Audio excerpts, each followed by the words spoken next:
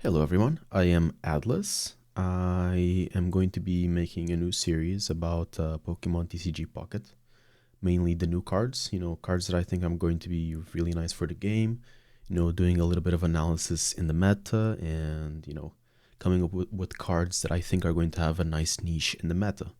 These are not cards that are supposed to be overpowered, they're supposed to be, just fitting right in. But of course, if you think they're too strong, too weak, please let them know. Let me know in the comment section.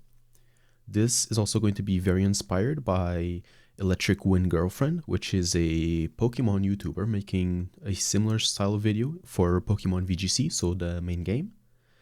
She makes really awesome videos, and I just wanted to shout out for the inspiration for doing these. Alright, let's get into the video. So this is my boy Heracross. This is going to be my first card I will be showing. So this boy Heracross, he's going to be a direct inspiration from Farfetch'd. So what do we have here? Farfetch'd is a really interesting card and is going to be the main inspiration for the Heracross, okay? So what do we have for Farfetch'd? Farfetch'd, for its meta rules, it's mostly used in fighting type decks. It's used as a fast attacker and as a suicide lead. Okay, so what do we have here for the Farfetch'd? So it's a 60 HP Pokemon that for 1 energy deals 40 damage. And that's the main thing with Farfetch'd, is that the damage per energy, so the DPE, is very, very high on Farfetch'd. So doing 40 damage per energy is very, very high on the game, and you will notice that not very many Pokemon can outpace that. It's very good damage.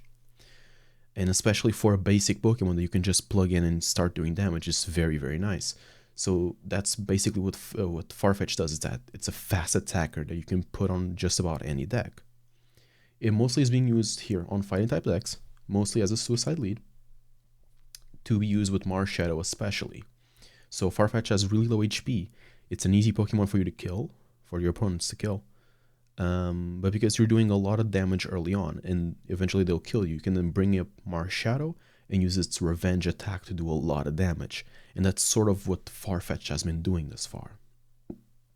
So now we'll be looking at, Farfetch'd and Heracross, how they differ, and the space in the meta for Heracross. So the first thing you'll notice is the HP difference. So this is where I think the Heracross is going to be a really interesting card, because if we were to just copy and paste Farfetch'd, it wouldn't be fun. We want to make a different card. So this is what Heracross has as a big advantage over Farfetch'd, it's its HP. Whilst Farfetch'd is going to be a mon that takes usually 1 hit, sometimes 2, and it dies. Heracross can usually take 1 more hit over Farfetch'd. 100 HP, especially for a basic Pokemon, is very bulky. Even more when you consider how fast it can activate. So you could look at other basic Pokemons, like Mewtwo, for example, and they have a lot more HP, but they also take a lot more for you to start attacking. Heracross, for 1 energy, deals the same damage as Farfetch'd. This is also a Grass-type Pokemon, which is a restriction on the Heracross, because it means that most of the time you'll be running him on a Grass-type deck, whereas Farfetch'd, you can run him on just about any deck. You at least can attack with it. Heracross, mostly just going to be on Grass-type decks. This is the other big disadvantage that Heracross has, is the retreat cost. Farfetch'd has a 1 energy retreat cost, which is going to be the energy that you put in to attack. So you attack with Heracross, and if you want, you can retreat it. Although most of the time, Farfetch'd is usually just going to be dying because of its low HP. Heracross, with the 4 retreat cost, it's basically forcing you to let it die in the active slot. And that's the big difference with Heracross here. So what does Heracross do? What do I envision this card to be doing? It's a suicide lead, a fast attacker, very similar to the Farfetch'd, but with the high HP and the high retreat cost, I basically see this mon as you play him first and you do a lot of damage early game, but you are, as a drawback, you are forced to let Heracross die. It's like a suicide lead. Exactly, it's a suicide lead. Big HP, deals a lot of damage. This is going to be a very strong card, I believe, but also not necessarily overpowered because of its retreat cost. This thing is going to die in the active slot. So now we look at other cards that are similar and that I think Heracross will be comparable to. We're basically going to be looking at other grass types that attack for very cheap amounts. For example, Beedrill, who does a lot more damage, has more HP, and a very much so lower retreat cost with a 3rd stage evolution. There's also Victreebel, which has, again, more HP, 3rd stage, attacks for more damage but less damage efficiency, and has a lower retreat cost. But the closest thing I think you'll find to the Heracross is actually the Executors, especially the regular Executor. This is, I think, the biggest competition for the Heracross, the most similar card.